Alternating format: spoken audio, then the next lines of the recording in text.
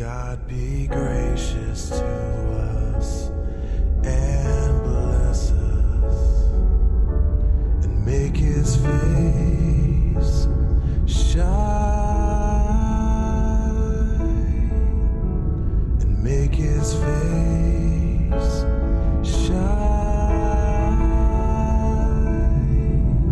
and make his face shine upon us, yeah. That your ways may be known, your salvation among the nations, that your ways may be known, your salvation among the nations. Shine, shine, shine.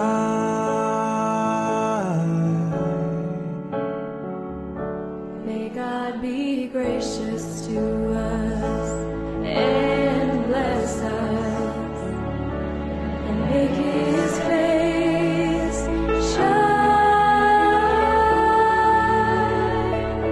and make his face shine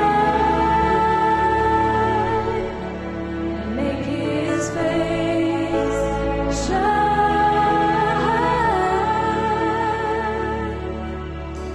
upon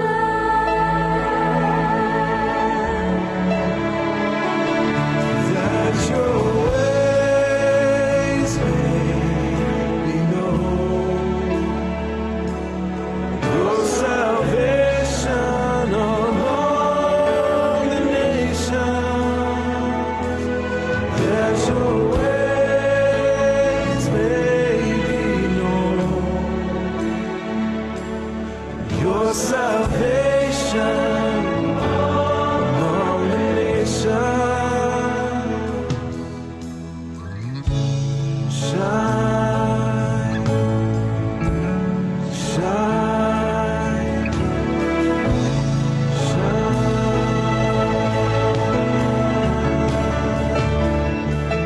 May the peoples praise, may the peoples praise, all the peoples praise you, O God. Let the nations be glad, may they sing for joy. Let the nations be glad and sing. Let the nations be glad, may they sing for joy. Let the nations be glad and sing. For you rule the peoples justly and hide the nations of the earth. May the peoples praise you, O God. For you rule the peoples justly and hide the nations of the earth. May the peoples praise you, O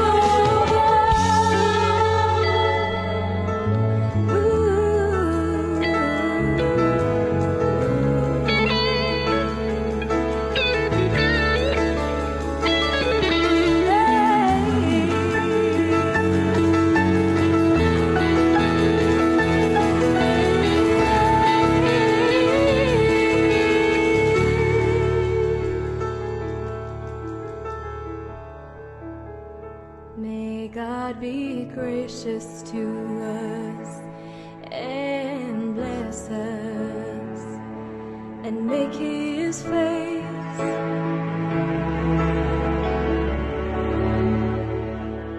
and make his face and make his face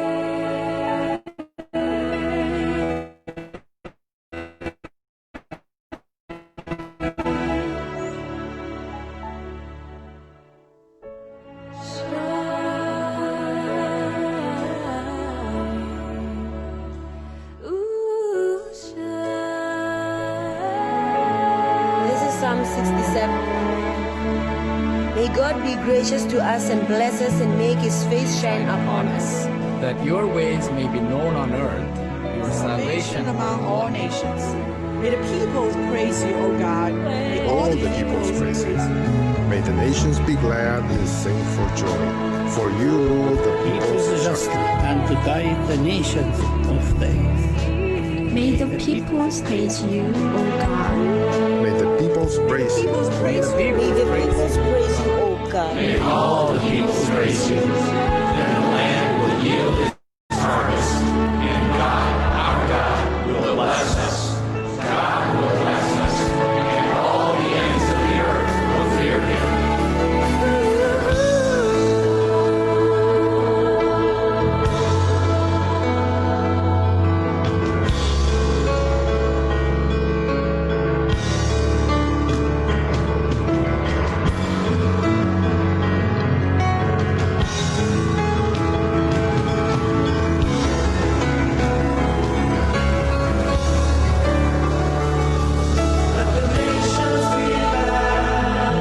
Let the nations be glad.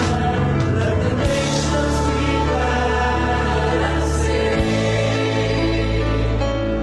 Let the nations be glad. May they sing for joy. Let the nations be glad and sing.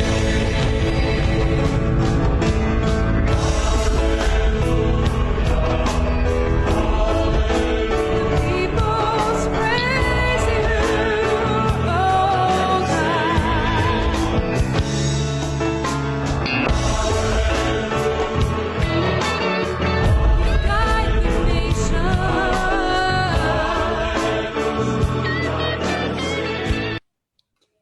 Que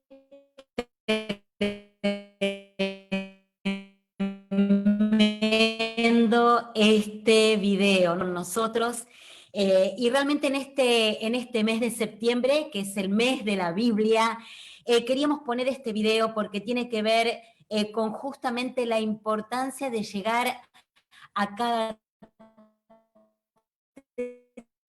tribu, a cada lengua, y quería empezar con una lectura bíblica. Si tenés ahí tu Biblia y querés abrirla y querés ir tomando nota, en Isaías 57, versículo 15. Dice, yo habito en un lugar santo y sublime, pero también con el contrito y humilde de espíritu. Y quería empezar con este versículo que nos Dios, como dice ahí en Primera de Reyes 8:27, ese Dios que los cielos no lo pueden contener.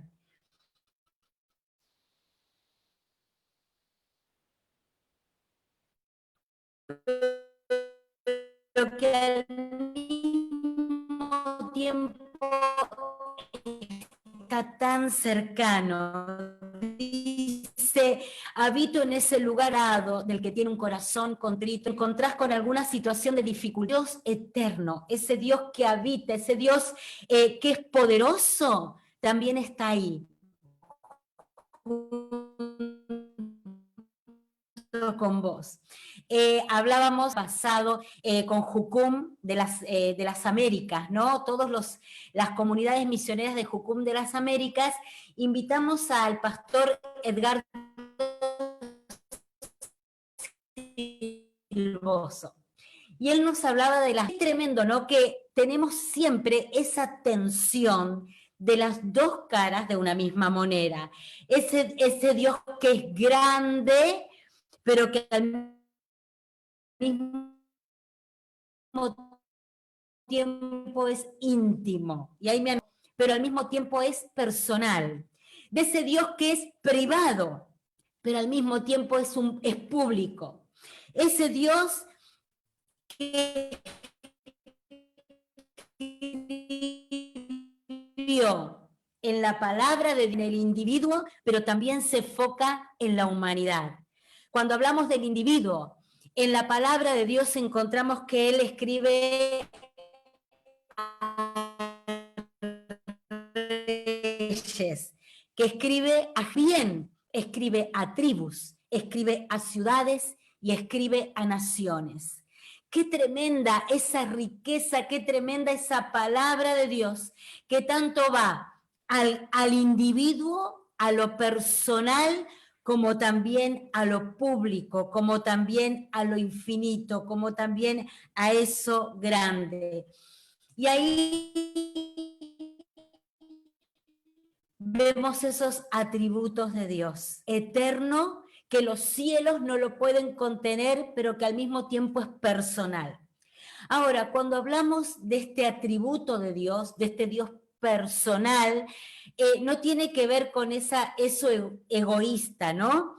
Es personal porque es mío, porque me pertenece a mí, sino que cuando hablamos de ese Dios personal en este atributo, y esto es lo personal de Dios, un Dios que se comunica, y no solamente se comunica, sino que se relaciona. Él se quiere relacionar con cada uno de nosotros. Qué hermoso tener este Dios relacional, este Dios personal que se relaciona y se comunica con nosotros. Y es tan importante la comunicación.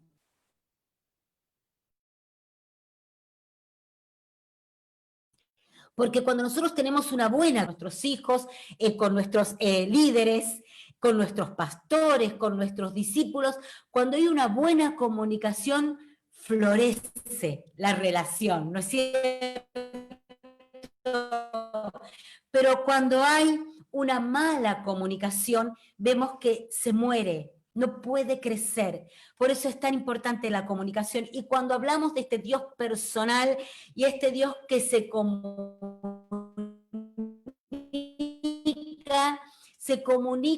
como que estamos teniendo cada miércoles de mujeres tenían que ser.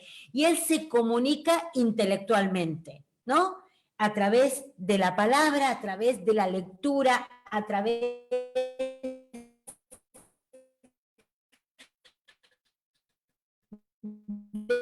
del estudio, a través de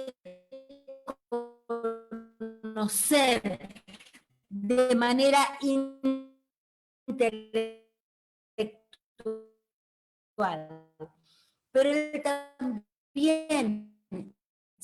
se comunica en nuestras emociones, en nuestros o en aquellas situaciones de comunicación. Y yo hoy con ese Dios quiere comunicar con nosotros. Las dos caras individual, pero también un llamado a las naciones, un llamado a la transformación de las naciones. ¿Y cómo es esa transformación? A través de Dios. Por eso en este mes de la Biblia creemos que es tan importante profundizar en la palabra de Dios, en lo que Él nos dice en su palabra, y que esa palabra pueda llegar a lo individual y a las naciones también, a lo privado y a lo público. Y para eso es necesaria la traducción bíblica. Y de eso queremos compartirte en este programa de Mujeres Tenían que Ser, que trabajemos en la traducción bíblica, en llegar a cada pueblo y a cada nación con la traducción de la palabra, ¿no? Y este video que vimos que decía brille, que brille, que brille, que brille esa luz, que brille esa gracia, que brille esa palabra de Dios que trae entendimiento en cada pueblo y en cada nación. Lee tu Biblia cada día para que sea transformada tu vida personal y también los que te rodean. Tan importante escribir. Y bueno, y en esta mañana ahí tenemos nuestras perlitas de mujeres tenían que ser. Y bueno, pienso que Moni ya estás ahí con nosotros. Aquí estoy, Martita. Dios te bendiga mucho. Y sí, acá estoy con dos mujeres increíbles para compartirte esta mañana. Y mira, la primera, quizá algunos la van a reconocer, otros no. Se llama Caterina Bombora.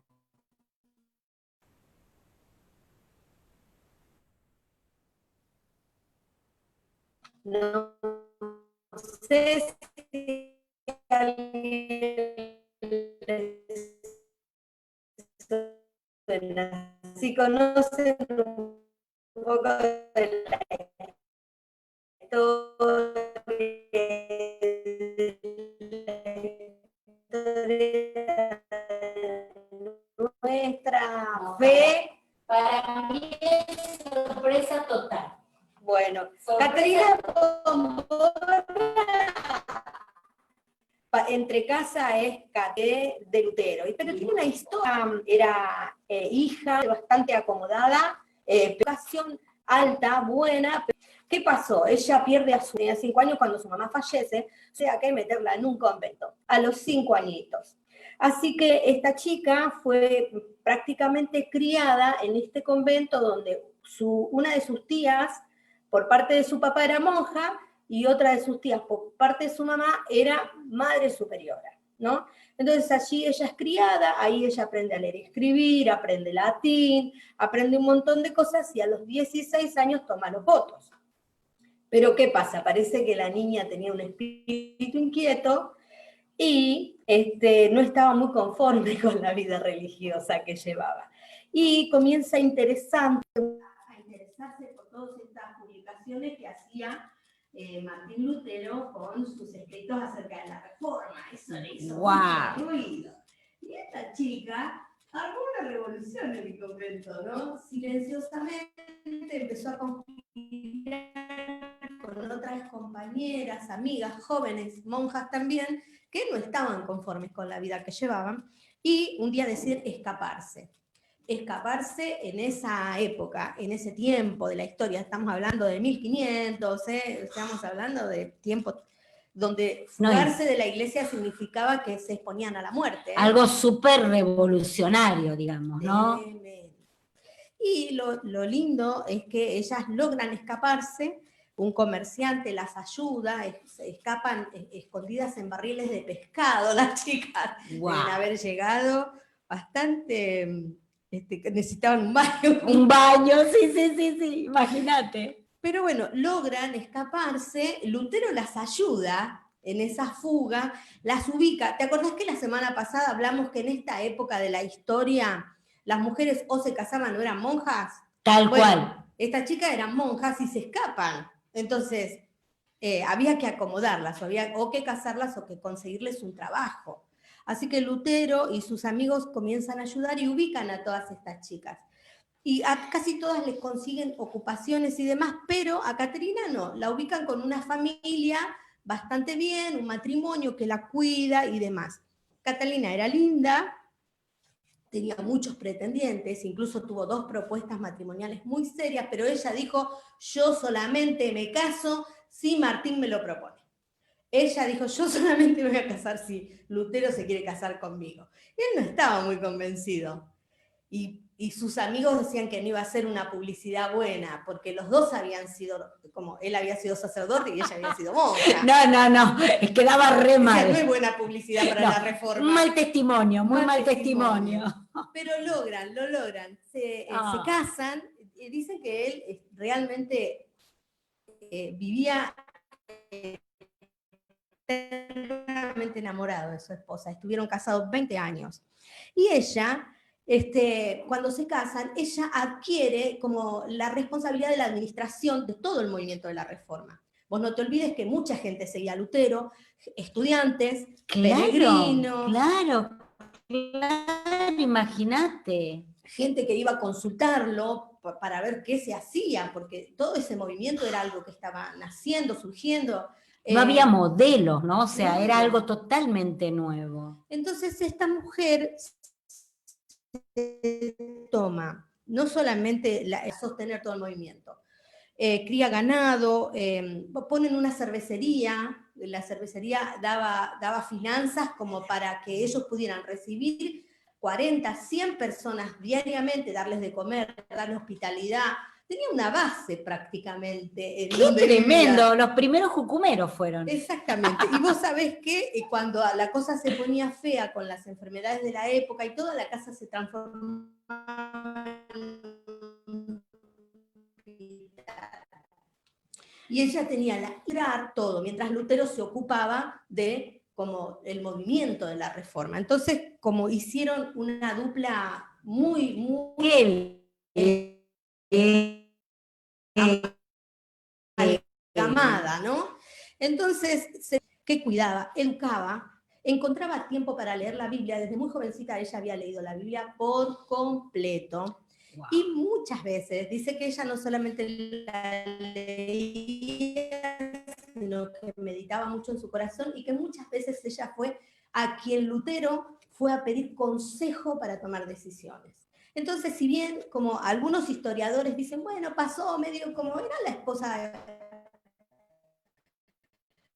ideal, pero ella fue el modelo de esposa de pastor hasta que, o sea, el modelo que fueron tomando los diferentes movimientos evangélicos. Así que ¡Qué hermoso! ¡Qué hermosa. tremenda historia!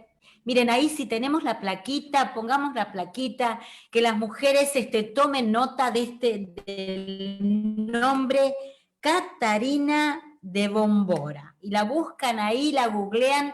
Hermoso, Moni. Qué hermosa esta historia. Mira, la esposa de Lutero.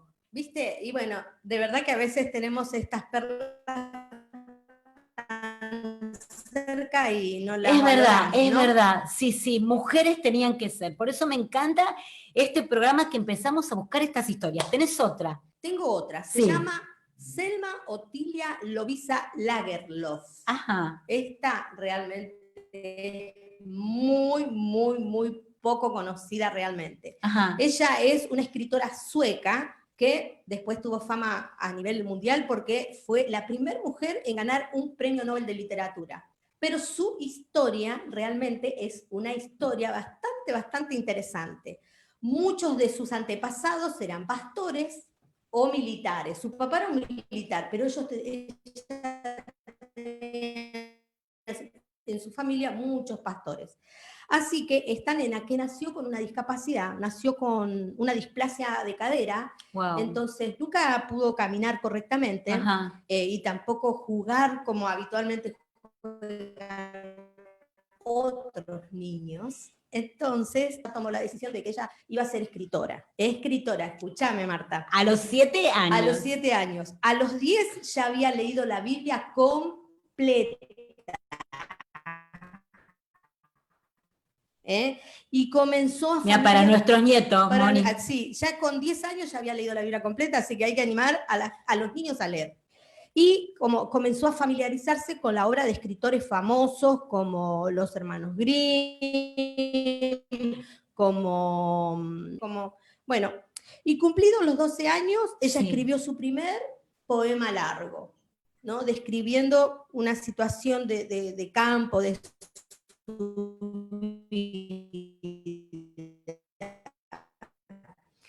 la situación de la familia también, pero logra su título de maestra bastante mayor, ¿no? O sea, que comparada con sus compañeras de escuela, ella ya era una persona mucho más madura. Y en aquella época también, ¿no? O sea, era para una mujer, pero ella supo explotarla muy bien. Cuando ella se recibe y comienza a trabajar, hace amistad con mujeres que algunas eran docentes también, otras involucradas en temas de economía y demás, y ahí ella comienza a darse cuenta de cuestiones sociales y temas bien centrados en la mujer. Entonces ella comienza a darse cuenta que en la ciudad donde vivían había problemas de pobreza, de alcoholismo, de discriminación hacia la mujer, de mucha ignorancia que hicieron una huella muy profunda en su carrera, ¿no? Entonces ella empieza a escribir en los periódicos, también en pequeñas publicaciones para su iglesia local, y la llaman de Estocolmo. porque era muy interesante su literatura, ¿no? Y una baronesa es como que la padrina y la ayuda para que ella no deje de escribir.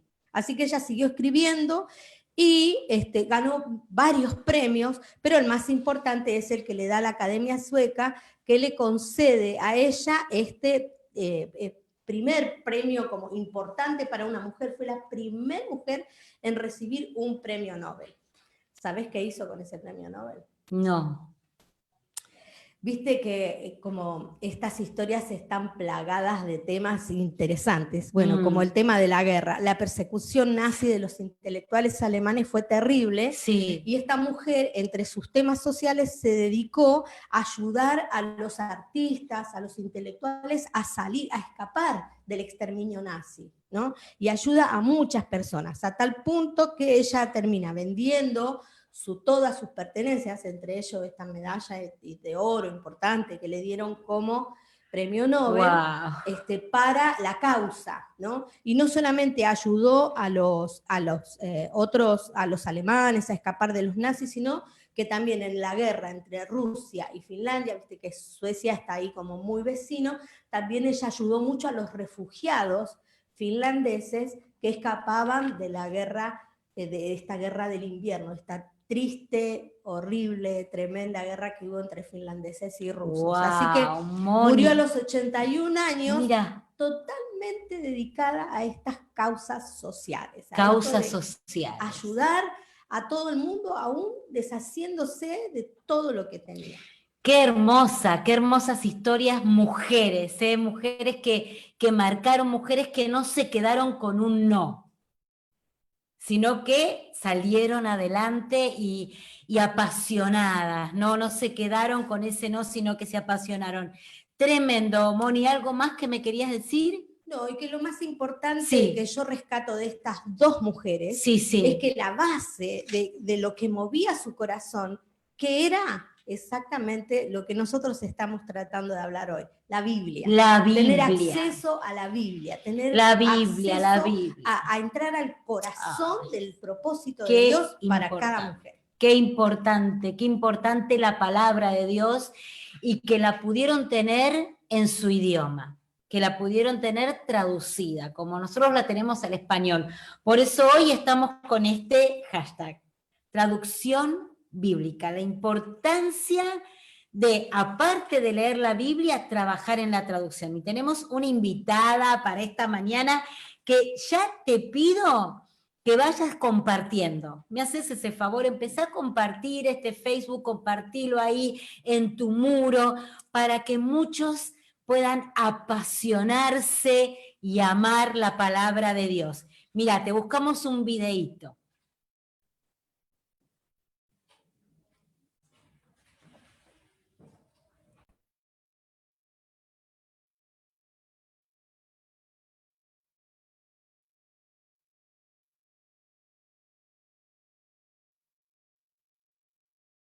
Una por ahí guardada en algún lado. Entonces, ¿qué es en realidad la Biblia? Bueno, la Biblia es una pequeña biblioteca de libros que surgieron todos de la historia del antiguo pueblo de Israel.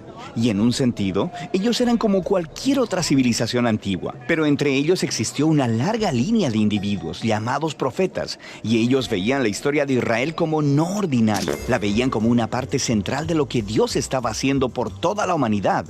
Y estos profetas eran genios literarios. ¿En serio? Sí, ellos usaban de manera experta el lenguaje hebreo para escribir narrativas épicas y poesía muy sofisticada. Eran maestros de la metáfora y de la narrativa, y utilizaron estas técnicas para explorar las preguntas más complicadas de la vida, acerca de la muerte y la vida, las luchas del ser humano. Así que hay muchos autores diferentes que contribuyeron en escribir este libro. Sí, y estos textos fueron producidos en un periodo de más de 1000 años, empezando con los orígenes de Israel en Egipto hasta su reino Salomón y su primer templo, pero eventualmente fueron conquistados por los babilonios, quienes se los llevaron al exilio. Luego, en un momento crucial de su historia, muchos israelitas regresaron a su tierra, construyeron el segundo templo, reformaron su identidad, y es aquí cuando las escrituras judías empezaron a tomar la forma en que las tenemos hoy en día. Está bien, la Biblia judía. ¿Qué hay en ella? En hebreo se llama por un acrónimo conocido como Tanakh. La T es por Torah, a veces llamada la ley. Esto es, los primeros 5 libros con la historia del nacimiento de Israel. La N es por Nevi'im, una palabra hebrea para profetas. Y esta sección consiste de los libros históricos que cuentan la historia de Israel desde el punto de vista de los profetas. Luego tienes los libros poéticos de los mismos profetas. La K es por Ketuvim, una palabra hebrea para escrituras. Esta es una colección diversa de libros poéticos, libros de sabiduría y más narrativa. El pueblo judío cree que a través de todas estas obras literarias, Dios le habla a las personas. También hay otras escrituras judías que estaban siendo producidas durante el período del Segundo Templo. Sí, un grupo realmente diverso de textos, y estos también eran muy valorados en las comunidades judías. Y había debate en estos tiempos antiguos sobre si algunos de estos textos debían o no ser considerados como parte de sus escrituras. Así que hay muchos tipos distintos de textos escritos en un periodo de tiempo muy largo. ¿Por qué los juntaron en la forma en que lo hicieron? Todos estos textos juntos cuentan una historia épica sobre cómo Dios está trabajando a través de este pueblo para traer orden y belleza al caos de nuestro mundo. Y todo ello culmina en la esperanza de un nuevo líder, quien vendría y renovaría toda la creación. Y luego el Tanakh termina, y este líder nunca llegó. Así que es una obra escrita de manera experta, pero le falta el final. Exactamente. Luego, unos pocos siglos después, un profeta judío llamado Jesús de Nazaret entra en escena. Él decía que estaba continuando la historia del Tanakh. Así que Jesús hizo un montón de cosas geniales. Fue asesinado y sus seguidores decían que él había resucitado de los muertos. Sí, dijeron que Jesús era ese líder tan esperado, quien restauraría el mundo. Así que sus seguidores más tempranos, llamados apóstoles, compusieron nuevas obras literarias acerca de la historia de Jesús. Las llamaron Buenas Nuevas o Evangelios. Formaron un registro llamado Hechos acerca de cómo el movimiento de Jesús se extendió fuera de Israel, y luego hicieron circular cartas a diferentes comunidades de Jesús por todo el mundo antiguo. ¿Y ellos consideraban estos escritos como parte de las escrituras? Sí, los apóstoles escribieron todo esto como el cumplimiento de la historia épica que se encuentra en el Tanakh, y estaban continuando con el genio literario de la tradición judía. También creían que Dios le estaba hablando a su pueblo a través de estos textos, al igual que por las escrituras de Israel. Así que esto es el Antiguo y Nuevo Testamento. Pero, ¿qué pensaban los primeros cristianos acerca de la literatura adicional durante el Segundo Templo? Grupos diferentes tenían diferentes puntos de vista acerca de algunos de estos libros, pero sabemos que leían y valoraban estos textos porque los utilizaron junto con las escrituras judías. Está bien, entonces tenemos el Tanakh, las escrituras judías, tenemos estas otras obras del periodo del Segundo Templo, luego las escrituras de los apóstoles acerca de Jesús, y eso es mucha literatura. Entonces, ¿qué hay en mi Biblia? Durante 2000 años, el movimiento cristiano ha tomado formas diferentes, y desde el principio, todos los cristianos reconocen tanto el Tanakh como las escrituras del Nuevo Testamento. Y durante siglos, mucha de la literatura del Segundo Templo era leída como parte de la tradición bíblica. La Iglesia Católica, por ejemplo, eventualmente la hizo oficial y llamó a algunos de los libros de esta colección libros deuterocanónicos. Algunas iglesias ortodoxas incluso usaron más libros de la literatura del Segundo Templo. Y luego, en el siglo XVI, durante la Reforma, los cristianos protestantes quisieron regresar a las escrituras más antiguas de los profetas y apóstoles, así que solo aceptaron el Antiguo y Nuevo Testamento. Muy bien, creo que ahora entiendo. Pero ¿cómo es que una colección de libros producida en un periodo de más de 1000 años por todos estos autores diferentes dice una misma historia? Esta es la pregunta que responderemos en nuestro próximo video.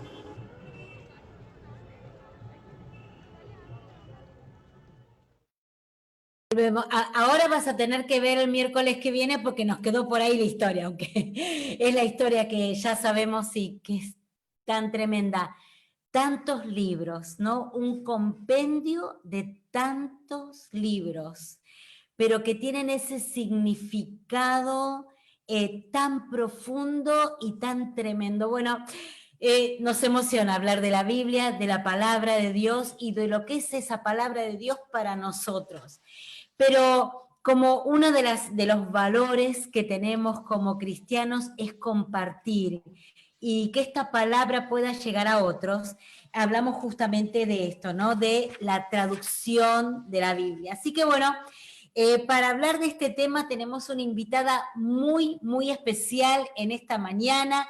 Te pido por favor que empieces a compartir ahí en tu muro para que muchas personas puedan ver esta historia de mujeres tenían que ser, y tenemos a Marilina Bongarrá con nosotras en esta mañana. Marilina, gracias por aceptar esta invitación.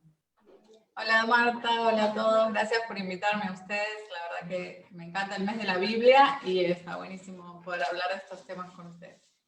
Tremendo, tremendo, y qué bueno el que puso el mes de la Biblia, porque es una manera de visibilizar, como esta palabrita que está tan de moda ahora, visibilizar la importancia de la palabra de Dios.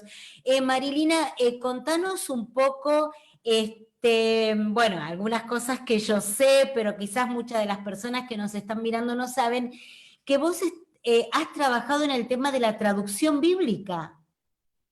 Sí, así es. Nosotros con mi familia, con mi esposo, estuvimos trabajando en traducción bíblica, facilitando un proceso de traducción del Nuevo Testamento en un idioma minoritario en un país del sudeste asiático. Vivimos allá como 17 años. Wow. Y bueno, el proceso de traducción llevó más o menos 10.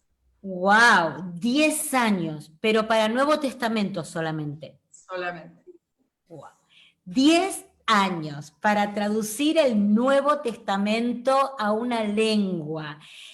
Contanos cómo fue ese proceso, porque pienso que, bueno, primero era traducir la Biblia, el Nuevo Testamento tal cual, o ustedes tenían que aprender la cultura también. ¿Cómo es ese acercamiento? Sí, es un proceso largo por un montón de esos factores que vos nombraste. En realidad, cuando hablamos de misioneros que van a traducir la Biblia, nuestro rol es más facilitar el proceso. Los verdaderos traductores son los traductores que son nativohablantes, que son personas que conocen muy, muy bien su idioma. Lo que ellos quizás no conocen tan bien es la Biblia, o cómo hacer para traducirla, porque muchas veces piensan, bueno, tengo que traducir palabra por palabra, o se encuentran con algo desconocido y no saben cómo resolverlo. Entonces nosotros ahí entramos a facilitar, a ayudar con todo lo que es exégesis, con el estudio como veíamos en el video, que la Biblia fue escrita el Nuevo Testamento fue escrito en griego. Bueno, cómo llegamos del griego a un idioma indígena, ¿no? Entonces todo ese proceso se hace en un trabajo en equipo con muchas personas. Los traductores nativos son imprescindibles. ¿Por qué? Porque por más que yo hable el idioma y lo estudie y lo aprenda, nunca voy a poder hablar tan bien como un hablante nativo, ¿no? Todos los que estudiamos, no sé, inglés o francés o algún otro idioma, sabemos que podemos hablar súper bien, pero nunca tanto como uno que nació hablando ese idioma. Así que entre ellos y nosotros hacemos un buen equipo y sí, hay muchas cosas que las culturas indígenas desconocen o están muy alejadas de lo que es el judaísmo del primer siglo, ¿no? Entonces hay elementos que no conocen, cosas que les son ajenas por el pan o el trigo, o yo qué sé, las ovejas, todas esas cosas que para nosotros también, pero nosotros las venimos leyendo bastante. El pan no, pero las ovejas por ahí, algunos no las conocemos. Pero bueno, todo eso es un proceso de aprender, claro. Y también aprender cómo funciona cada cultura y cómo ellos ven el mundo, porque realmente la idea es traducir la Biblia, no para que sea un libro traducido en el sentido de que, bueno, es un libro de otra cultura y lo traducimos a la nuestra, que un poco es, pero la idea es que Dios habla todos los idiomas, y en cada cultura hay maneras de decir todas esas cosas que Dios no quiere decir. Entonces hay que estudiar bien la cultura y saber cómo se dicen. Te doy un ejemplo, por ejemplo, en el grupo en el que nosotros servíamos, ellos no aman a Dios con el corazón. Les da mucha risa si uno dice, ama a Dios con todo tu corazón, con toda tu alma, con toda tu alma, puede ser. Ellos aman a Dios con el hígado. Entonces, la traducción dice, ama a Dios con todo tu hígado. Y muchas veces, hay muchos hígados en este Nuevo Testamento, porque para ellos el hígado es el órgano, como para nosotros el corazón, nadie ama a Dios con el corazón, es una metáfora, ¿no? Pero la metáfora de ellos es el hígado. Entonces, no sé, por ejemplo, de lo que tiene tu corazón, habla tu boca, para ellos es del relleno de tu hígado, eso es lo que vos decís. Y así mucho, mucho hígado. Un paté. Pero, Es un paté, es un paté. Ay, pero Marilina, imagínate si vos interesante. le ponías un corazón ahí, para ellos no significa nada como para nosotros decir que ames con el hígado. Entonces es muy importante conocer la cultura y cómo ellos ven el mundo, ¿no? Yo les voy a pedir a la producción si por ahí en el chat nos puede poner algún link, por ejemplo, no sé, de Wycliffe. Tenemos también acá en Argentina un ministerio que se llama Letra, que justamente son los que trabajan en este tema de traducción de la Biblia. Pero qué interesante esto que me decís. Una preguntita, Marilina, por ejemplo, ¿los traductores nativos tienen que ser creyentes? Bueno, depende mucho del lugar donde se está haciendo la traducción, ¿no? En algunos países musulmanes o donde no hay iglesia, no, obviamente se trabaja con el que esté interesado. Depende también dónde estés, se empieza en general en esos casos se empieza por el Antiguo Testamento o algunas historias, pero muchas veces los traductores se convierten en el proceso de traducción. En nuestro caso no, porque era un lugar donde nosotros trabajamos mucho con la Iglesia Católica. Ajá. Y eran gente que se había convertido al cristianismo, pero nunca había leído la Biblia. Así que fue hermoso ver el crecimiento como un discipulado ahí en la mesa de traducción, porque claro, nunca habían leído un poquito, tenían algunas cosas de los evangelios, pero claro, descubrir las cartas de Pablo, a veces no se daban cuenta, esto es lo que dice la Biblia sobre este tema, sí, entonces fue hermoso.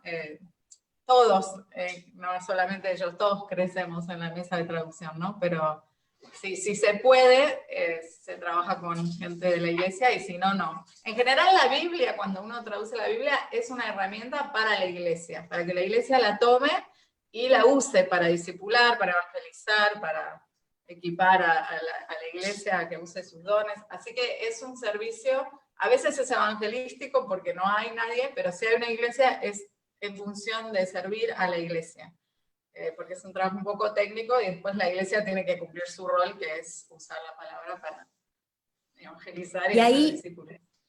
Marilina, y ahí viste que hay como, o vos nos podés desasnar un poquito, ¿qué diferencia hay entre idioma y lengua? Sí, en realidad es una cuestión semántica. Lo que hay una diferencia es entre un idioma y un dialecto, que a veces se confunde un poco. Le podemos decir idiomas, en realidad le decimos lenguas, es como el término más oficial.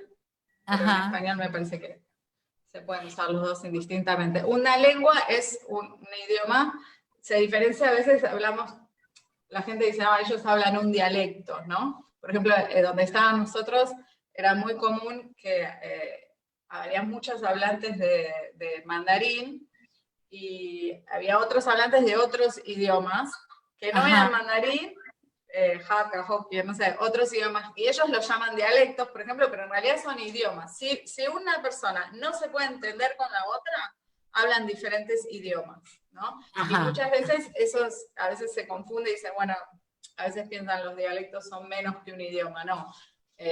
Todas las lenguas, todos los idiomas son diferentes, pero cada idioma tiene diferentes dialectos. Por ejemplo, nosotros en español, nosotros hablamos el dialecto que se llama Río Platense, que es diferente al dialecto que se habla en España, el que se habla en Colombia, el que se habla en México. Y aunque nos podamos entender, somos un mismo idioma, una misma lengua. Claro, claro. Y por ejemplo, en el lugar donde ustedes trabajaban, ¿A qué lengua hicieron la traducción del Nuevo Testamento? Nosotros tradujimos a una lengua que se llama Vidayu. Bueno, ahí que escríbanla ahí en el chat.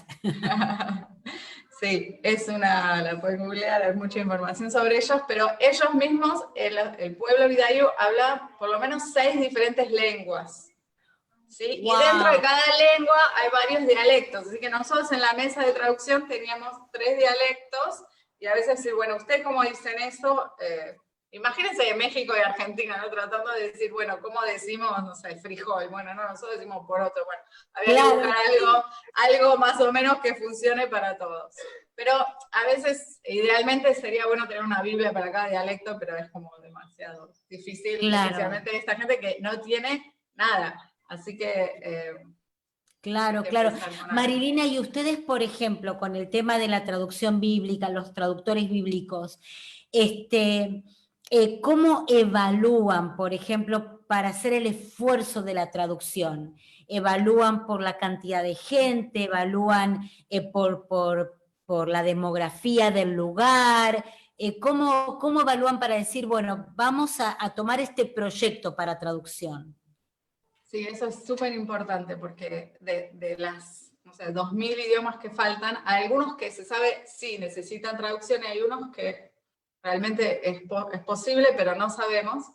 Y hay un montón, como 1300 idiomas que, aunque no tienen la Biblia, no van a tenerla, porque tienen muy poca vitalidad. ¿Eso qué quiere decir? Que si los padres no le están hablando el idioma a los hijos, claro, quiere decir que la próxima generación ese idioma ya se pierde. Y la verdad que con todo lo que sabemos de la globalización, los idiomas mayoritarios, sí. se habla mucho de los idiomas que están en peligro de extinción, como los animales. Los idiomas también, y se van perdiendo a una velocidad tremenda. Así que también parte Por eso es muy importante evaluar primero si... No importa tanto el número de gente, ¿sí? Porque Dios no hace esas distinciones, no es que solamente vamos a traducir si son más de 100.000 personas, no. Algunas comunidades son pequeñas, pero si hay una vitalidad lingüística, es decir, lo siguen usando el idioma, ¿sí? Y es un idioma que les sirve, que la iglesia, si hay una iglesia que lo va a usar, digamos, esos son factores mucho más importantes que la cantidad de personas que haya en ese grupo, ¿sí? Lo más importante es, bueno, o no hay ningún creyente y realmente necesitan la Biblia para que se pueda formar una iglesia, bueno, eso también sería un buen criterio para empezar. Marilina, ¿y ustedes, digamos, recibieron el llamado misionero o recibieron el llamado a la traducción bíblica? No, en realidad yo recibí el llamado, no sé si recibí un llamado, siempre me encantaron las misiones, y los dos, mi esposo y yo, crecimos en una iglesia, en una familia donde se leía la Biblia. Para nosotros la Biblia era algo tan cotidiano y cuando uno va creciendo y va encontrando las maravillas de la Biblia y de poder encontrar en ese libro todo lo que uno necesita, cuando escuchamos que había personas que no tienen la Biblia, la verdad que fue un shock. Como, ¿viste cuando algo te cae y decís, wow, ¿cómo puede uno ser cristiano sin tener acceso a la Biblia? Es tremendo, sí. Tremendo, sí. No sé, claro, desde nuestra cosmovisión, como decías vos, occidental, no nos entra en la cabeza. Pero es tan fuerte lo que estás compartiendo, que hay creyentes que no tienen la Biblia. Eso es tremendo. Y cuando uno piensa en lo que la Biblia significa para uno, ¿no? Yo siempre a veces pregunto a la gente, ¿cuál es tu versículo favorito? Y todo el mundo hace una pausa, y claro, cuando vos pensás en tu versículo favorito, un pasaje que inmediatamente pensás en la circunstancia en que leíste ese pasaje, y cómo Dios te habló, y cómo hizo un cambio en tu camino, en tu vida, en ese momento difícil. Vos imaginate eso, sabiendo que Dios está ahí, te ama, pero no tenés acceso a esa palabra, a que el Señor te hable directamente de cierta manera. Así que para nosotros eso fue como no sé, algo que nos tocó muy, bueno, como el Señor obra, ¿no? Cada uno le pone una carga diferente, pero para nosotros eso fue una carga muy grande. Y bueno, empezamos a investigar, ya queríamos hacer misiones, no necesariamente fuera del país, queríamos servir al Señor. Y Tal bueno, cual. cuando escuchamos de esto, pensamos, bueno, esto sirve. Yo para ese entonces yo estaba estudiando lingüística en la universidad. Así que era como, wow, justo, algún interés que yo ya tenía en Justo. lenguas, que el Señor realmente me había guiado ahí sin saber. Yo empecé a estudiar eso y descubrí la lingüística y dije, esto es lo mío, pero no tenía ni idea cómo me iba a servir para las misiones. Así que el Señor ya había Qué preparado todo. tremendo, qué tremendo. ¿Y cuántos años estuvieron en el sudeste asiático? ¿Cuántos años? En total estuvimos 17 años viviendo allá. 17 años. Y pienso también en el choque de la adaptación en ir y el choque de volver, ¿no? Sí, Porque ahora tremendo. están acá en Argentina. Sí, creo que volver fue más difícil que ir. Porque cuando uno va como un espíritu de aprender, de aventura, ¿no? Sí, De sí. tantas cosas que uno está esperando que el Señor haga. Y bueno, cuando uno vuelve ya medio que ya sabe a lo que vuelve. Pero Qué fuerte. bueno, el Y Señor ustedes, está en los dos procesos. digamos, cuando fueron los dos, y allá, ¿cómo se fue construyendo tu familia? ¿Cuántos son ahora? Nosotros, sí, fuimos los dos, éramos jóvenes, sin hijos. O sea, yo tenía un diagnóstico de infertilidad hace mucho, así que nosotros sabíamos que si queríamos, el Señor quería darnos hijos, iba a ser de algún tipo de milagro. Así que estando allá, conocimos a un grupo pro vida en la ciudad donde vivíamos, y bueno, ellos nos orientaron que era posible adoptar allá, porque no sabíamos, siempre la legalidad es un tema, ¿no? Y bueno, así que el Señor abrió puertas y nosotros adoptamos 3 hijos allá. Timoteo tiene 15, ahora va a cumplir. Alondra nació con una patología congénita bastante grave, la adoptamos, pero falleció como a los 5 meses. Y después Dios nos regaló a Trinidad, que ahora tiene 9. Así que cada uno pertenece a una raza diferente de ese país. Y bueno, son también hiperargentinos. Marilina, qué tremendo, qué tremendo. Contanos un poquito esto que, viste que nosotros, bueno, también como Juventud con una Misión y con todo el proceso que se debatió acá, el tema de la ley del aborto, nos involucramos mucho con estos movimientos pro vida, pero no sabía que eso existía allá. Sí, si bien en ese país el aborto es ilegal y en los países más conservadores ni siquiera se discute que pueda llegar a ser legal, pero sin embargo es una realidad que existe. Entonces, en nuestra ciudad, que no era una ciudad muy grande tampoco, existe una oficina pro vida que, de la que participan todas las iglesias. Allá hay una fuerte presencia de iglesia anglicana y católica. Bueno, está la evangélica y la adventista, ¿y qué más? Bueno, creo que esas son las más grandes ahí. Y todos juntos forman parte de este movimiento que tiene un par de personas, una ginecóloga y un doctor que no es hiper grande tampoco, pero bueno, una de las cosas que yo hacía cuando estaba ahí era ir a visitar a los médicos que sabíamos donde había abortos, para darles información, aunque sea para que las personas puedan tener esta opción. Y siempre tratábamos de aconsejar y ayudarles a que no aborten. Y en el caso más extremo donde las chicas no podían realmente quedarse con los bebés, bueno, había como un sistema. No era una agencia de adopción, era un, digamos... Sí, como a esa instancia buscamos una familia que lo pueda recibir. Como de manera voluntaria, digamos, no es como una organización. No, bien voluntaria. Tremendo. Marilina, ¿y se llama así, grupos pro vida, se llaman así, pro life? Pro life, sí. Mirá vos, qué interesante para vincularnos, ¿no? Y fortalecernos también en ese sentido. Y ahora, bueno, tus hijos acá, estando acá en Argentina, ¿hacen escuela en la casa ¿Van al colegio? ¿Cómo se manejaron con la educación de los chicos?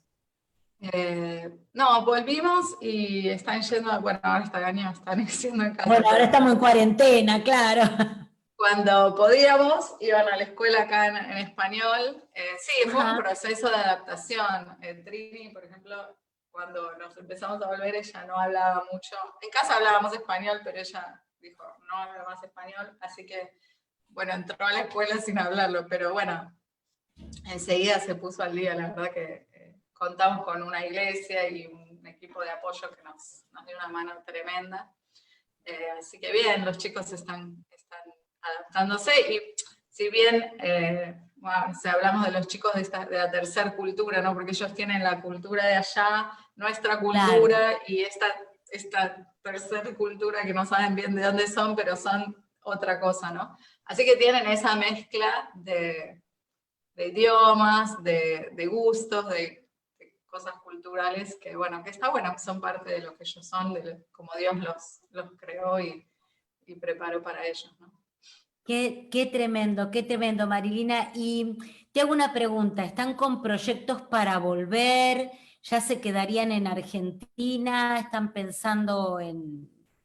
¿Qué están pensando para el futuro? ¿Tienen algo? ¿Todavía no?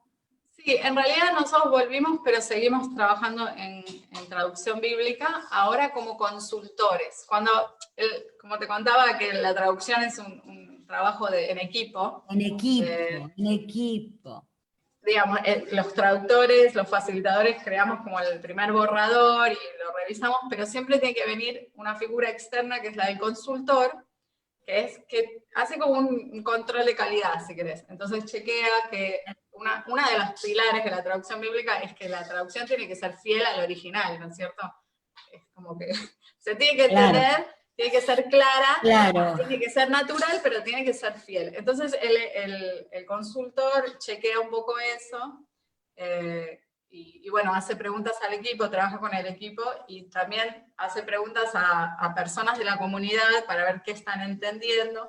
Entonces, bueno, todo ese trabajo de consultoría es lo que estamos haciendo nosotros ahora. Desde acá seguimos trabajando en Asia. Anoche tuve un chequeo, empezamos a las 11 de la noche hasta la 1 de la mañana. Me imagino el cambio de horario. La mañana, claro. Pero bueno, seguimos involucrados en la traducción bíblica, chequeando las traducciones de otros proyectos. Bueno, sos un orgullo para nosotros, Marilina, para todas las mujeres que amamos la obra misionera, sos nuestra mujer tenía que ser, nuestro orgullo. Escúchame, Marilina, ¿y tenés ahí para mostrarnos el Nuevo Testamento? ¿Lo tenés ahí a mano? Acá está. O sea, recién salido llegamos a Malasia, fuimos a Malasia a la dedicación en febrero. ¡Wow! Llegamos justo antes de que cerraran las fronteras, pero estamos súper agradecidos a Dios y a la Iglesia de Argentina y allá también por tener el Nuevo Testamento en nuestras manos. La verdad que es un sueño hecho realidad y hermoso. Ahora empieza como lo más lindo, ¿no? Que es que la comunidad que tiene el Nuevo Testamento lo use y bueno, el Señor obra, ¿no? No, porque después ahí empieza todo ese otro proceso, el proceso de la impresión, levantar finanzas, me imagino que también debe ser todo un tema, ¿no? Sí, en realidad lo que empieza ahora es lo que nosotros llamamos el uso de las escrituras, porque no alcanza, como todos sabemos, que tenemos un promedio de ¿cuántas Biblias tenés en tu casa? No sé qué cuenta, ¿no? Un montón. Eso es justamente lo que hablábamos el miércoles, no sé si era el miércoles pasado o el anterior, que tenemos en español para el niño, para la mujer, la Reina Valera, o sea, tenemos cualquier cantidad en español. Una cantidad de versiones que es genial, a mí me encanta, yo cuanto más versiones allá, mejor. Pero tenemos tanto, ¿no? Ahora me perdí, mira, no me acuerdo qué iba a decir. Tenemos tanto. Marilina, el uso de las escrituras, ahí voy. Sí. Que nosotros tenemos tantas Biblias, pero quizás no las usamos, o usamos una, o nos encariñamos con una traducción y vamos por ahí. Ellos no tenían ninguna escritura, así que ahora tienen que aprender a usarla. Y otra Claro. cosa que hicimos, que es, en general las culturas indígenas no son culturas lectoras. Nosotros nos criamos leyendo de, no sé, sala de 5, empezás a leer un librito, y somos de leer, aunque también eso está cambiando, ¿no? Pero estas culturas son más bien orales. Es decir, Claro. los padres le pasan las informaciones a los hijos de forma oral, porque no eran culturas Claro. que escriban o que tuvieran hace mucho una ortografía. Entonces, lo que se hace es grabar el Nuevo Testamento o lo que se traduce para que ellos lo puedan escuchar, porque esa es la manera en que ellos naturalmente se comunican. Y entonces con estas grabaciones ahora, parte de esto del uso de las escrituras es entrenarlos a usarlo. Entonces, como bueno, escuchamos un capítulo y cómo estudiamos la Biblia, qué preguntas nos podemos hacer. Bueno, todo eso es lo que viene después de la traducción. Mi rol, el rol de Willy mío, fue más lo técnico de, bueno, hacer esta traducción y asegurarnos de que sea una buena traducción. Y bueno, la iglesia se tiene que encargar de esto, de tomar las escrituras y usarlas. Qué enriquecedor todo lo que nos contás, Marina. Ya se nos está terminando el programa, por así decirlo, el vivo, pero ¿hay algo que nos quieras compartir, algo que está en tu corazón, que creas que es importante, que nosotros como iglesia sepamos? Creo que este mes es genial para pensar en la Biblia y valorarla, que todos usemos, ¿no?, las escrituras, y también cuando las leemos y usamos, pensemos en las personas que no tienen acceso y cómo podemos ser parte de esta misión de hacerle llegar la Biblia a todos, ¿no? Que no seamos egoístas, o bueno, que tomemos un poco más de conciencia, que hay un montón de pueblos que no tienen el privilegio que tenemos nosotros, y así como tenemos que ser generosos con nuestros bienes, con las cosas que el Señor nos da, con nuestros dones, también seamos generosos con esto que tenemos, que es la palabra de Dios. Y bueno, hay mil maneras de apoyar el movimiento de traducción bíblica, pero la primera manera, y la más importante creo yo, es la oración. Yo siempre cuento esto, no sé si tenemos tiempo, pero yo cuando escuché la traducción bíblica, yo dije, ni loca yo voy a ser traductora de la Biblia, ser astronauta, no sé, me parecía re loco. Pero digo, yo tengo esta carga, tengo que orar. Así que empezamos a orar, y en esa época casi no había internet. Yo me acuerdo que teníamos todos en mi casa, todos el mismo email, mi papá, yo, todo. Bueno, mando un email y me mandan una información sobre un pueblo sin Biblia, en este país, que yo no sabía ni dónde estaba, tuve que buscar en el Atlas, a ver dónde queda esto. Y ahí fue que empezamos a orar y a orar y a orar. Y yo oraba, Señor, manda a alguien ahí, porque a mí la verdad que no, ahí no quiero ir, pero por favor manda a alguien. Y bueno, el Señor, ojo cuando oramos, ojo porque el Señor contesta. Pero creo que es muy importante que oremos, aunque quizá no les pase que terminen yendo ahí, pero, o sí, es muy importante, algo que todos podemos hacer, orar por los pueblos sin Biblia. Exactamente. Oremos para que el Señor mande a alguien y para que ellos puedan acceder a la escritura de la manera en que mejor les convenga a ellos, ¿no? Así es, así es. Gracias, Marilina, por tu tiempo, gracias por dedicar esta mañana, y bueno, a los que nos están siguiendo, orar, empecemos orando con tu grupito, en tu iglesia, aún pedile, ¿no? Ahora que todos nos reunimos por Zoom, de pronto prepárate ahí una plaquita. Así que bueno, los que necesiten más información, por favor, quédense en contacto con nosotros, con el Facebook de Mujeres de Fe, y ahí nosotros te vamos a ir mandando más información. Gracias, Marilina, por este tiempo. No, gracias a vos, Marta. Hermoso Dios te verte. bendiga. Dios te bendiga. Chao, chao. ¡Wow! ¡Qué tremendo! ¡Qué mañana tan enriquecedora! Te seguimos pidiendo, ¿no? Compartí este programa, porque la gente tiene que saber, ¿no?, que necesitamos traducción bíblica, que nosotros podemos leer la Biblia, ¿no?, de tantas versiones y de tantas maneras, y hay gente que no tiene ni siquiera un versículo. Qué fuerte, ¿no? Qué fuerte. Empecemos orando y compartiendo. Lo que necesites nos escribís ahí en el chat. Si de pronto decís, bueno, pero yo no conozco ningún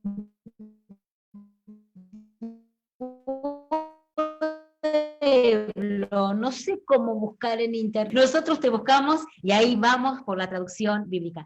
Creo que tenemos un videíto, por favor, si lo podemos pasar. Septiembre, mes de la Biblia.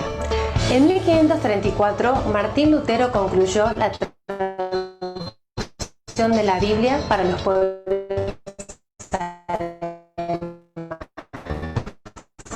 Su deseo fue que las Sagradas Escrituras estuvieran disponibles en todos los idiomas y llegaran al corazón de todas las familias. Bueno, estas perlitas de traducción bíblica la está haciendo nuestra comunidad misionera de Salta.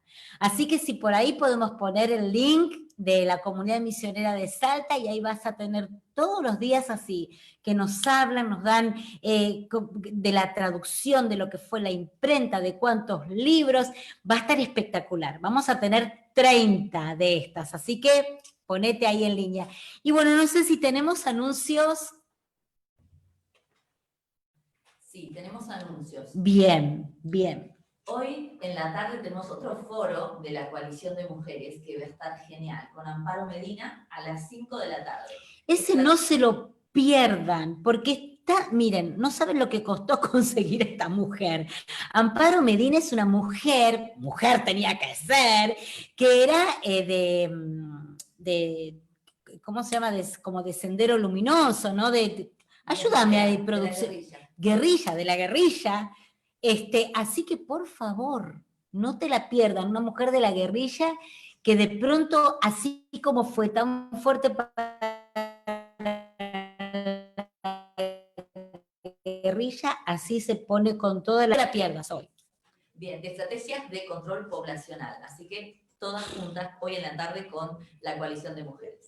Mañana hay un conversatorio sobre el desafío de las organizaciones de la sociedad civil en prevención y asistencia de trata de personas. Va a estar Graciela Jiménez, presidenta de Mujeres por la Nación, y otros organismos ahí representados. Esto es tan importante porque justamente, ¿no? A veces como que hacemos, nos despertamos, por así decirlo, para cuando es el día.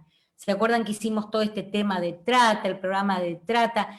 Pero es importante darle continuidad. Así que por favor tratemos de estar en ese foro. Mañana a las 5 de la tarde. Bien, gracias. Bueno, seguimos con la Escuela de Liderazgo Generacional, que arranca el 21 de septiembre. Si trabajas con niños, adolescentes, familia, busca información. Esta va a ser totalmente virtual, con acompañamiento para iniciar cualquier proyecto o iniciativa con niños, adolescentes y familia. Y la Casa de la Mujer, que es parte de la red de acompañamiento a la mujer, empieza este sábado con su capacitación de una modalidad virtual, módulo biológico, módulo psicológico, módulo jurídico-social. Va a ser por Zoom, ahí tienen la información. Si quieren más información, busquen en nuestro Facebook. Ahí están las chicas de Casa de la Mujer. Muchísimas gracias. Esta capacitación también va a ser muy, muy buena. Y el sábado tenemos el Jucum Live News. No te pierdas sábado al mediodía, todas nuestras noticias actualizadas, con testimonios, con todo lo que estamos viviendo alrededor del mundo. Y Zumba, acordate, jueves y sábados de 10 a 11 a moverse, ¿sí? Transmisión en vivo también de Casa de la Mujer por Instagram. Así, completo, ¿no? Como decíamos, a cada y a todo. A cada y a todo, ¿no? Porque por un lado hacemos Zumba, pero traducimos la Biblia. Y así, porque mujeres tenían que ser. Y cuando Marilina hoy nos compartía de esta traducción, ¿no? Que ellos lograron el Nuevo Testamento ahí en el sudeste asiático y todavía faltaría todo el Antiguo Testamento y más de 1000 lenguas que todavía falta traducción, y uno dice, wow, todavía falta, pero siempre terminamos con esta frase de la Madre Teresa de Calcuta. A veces sentimos que lo que hacemos es tan solo una gota en el mar, pero el mar sería menos si le faltara tu gota. Que Dios te bendiga, te esperamos el miércoles que viene.